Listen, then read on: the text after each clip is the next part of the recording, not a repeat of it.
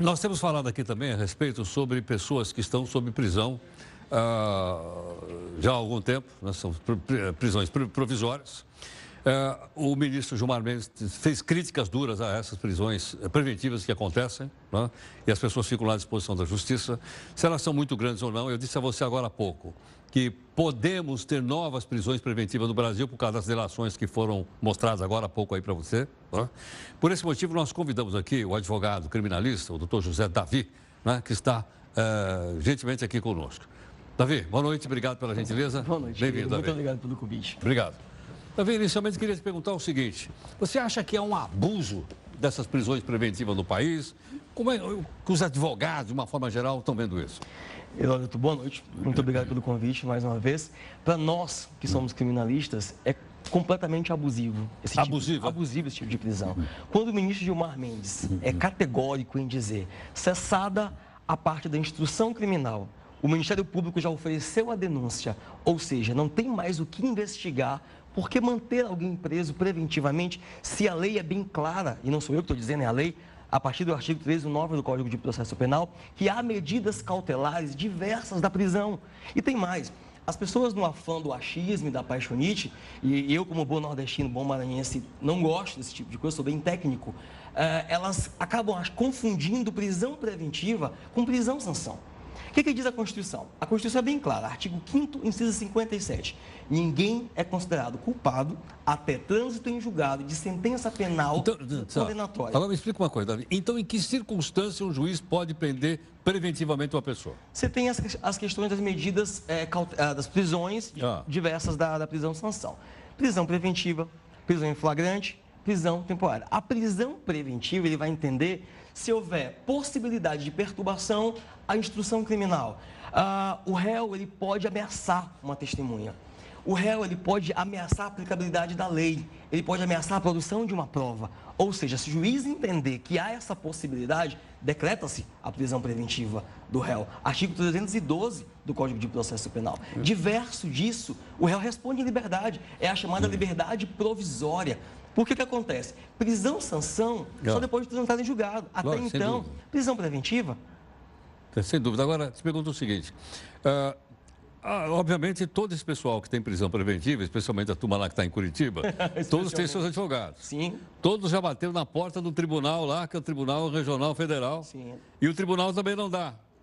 Não dá o habeas corpus. Eles correm lá no Superior Tribunal de Justiça. Também não dá. Então, alguma coisa tem que ter lá. O que acontece com o STF? O ministro Gilmar Mendes, quando ele tomou a decisão de conceder a liberdade provisória, tanto do Eike Batista quanto do outro ex-ministro, o que ele fez? Ele simplesmente ratificou o entendimento do STF. O STF tem decisões há muito tempo, há décadas, nesse sentido. Se não há possibilidade da mantença da prisão, cessada essa possibilidade, liberte-se, solte-se, até trânsito em julgado. Esse é o posicionamento do STF. A crítica que nós, criminalistas, fazemos ao STF é que isso é seletivo.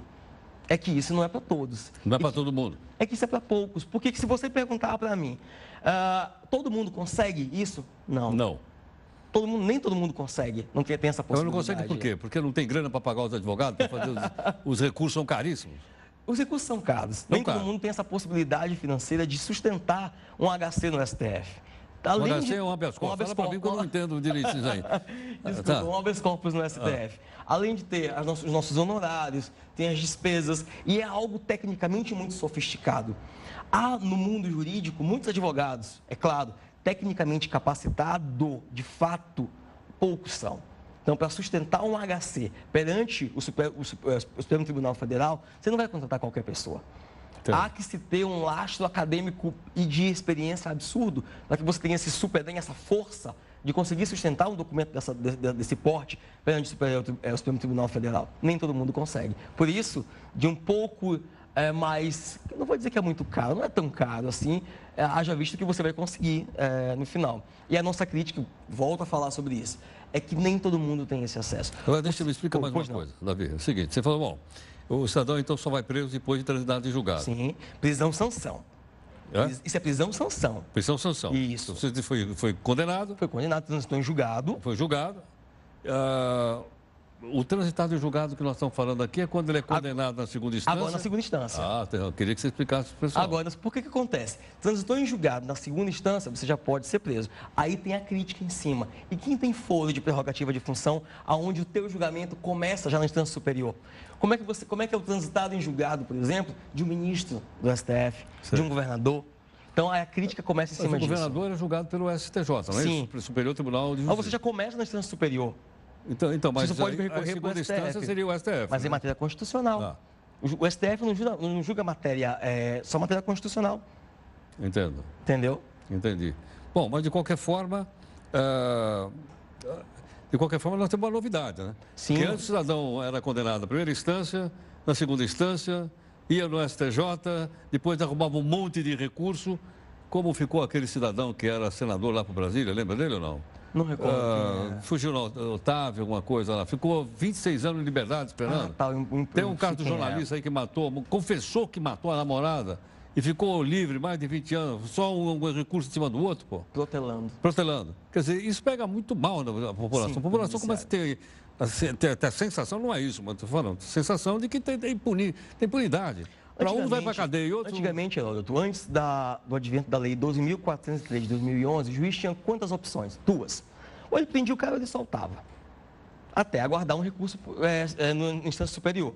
Depois do advento da lei, não. Surgem as medidas cautelares diversas da prisão.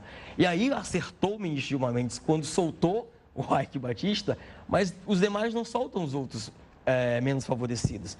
A crítica não é que ele esteja errado tecnicamente, processualmente falando. Entendo. Ele está certíssimo. Compreendo. A crítica que não é para todos. Porque depois que a lei permite que aconteça medidas cautelares diversas de prisão, e você pode usá-las. Agora, o cidadão também pode requerer lá no Supremo e chegar ao Supremo também não dá uma habeas corpus para ele. Pode. Entender, por exemplo, que ele solto ele vai criar problema para as investigações. Sim, absolutamente. Ou que ele é uma ameaça, ou que é da obstrução de justiça. Ele pode continuar preso. Absolutamente. Continuar preso. Isso não quer dizer necessariamente que chegar lá no Supremo ele vai Você pode pedir a justiça que você quiser. É o direito que você tem de mover do Estado de Direito. Claro, compreendo. Receber a resposta positiva é completamente distinto. Tanto que nós, advogados, somos bastante taxativos em dizer, se você encontrar um advogado que lhe diga que causa ganha, corra dele, isso é crime.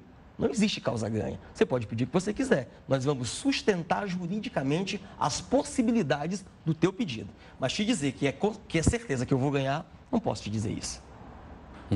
Claro. Você está prometendo uma coisa que você pode não poder entregar, Sim, né? óbvio, absolutamente. Tá bom. Davi, obrigado pela gentileza. Muito obrigado, foi um prazer. Muito obrigado. Obrigado. Muito obrigado.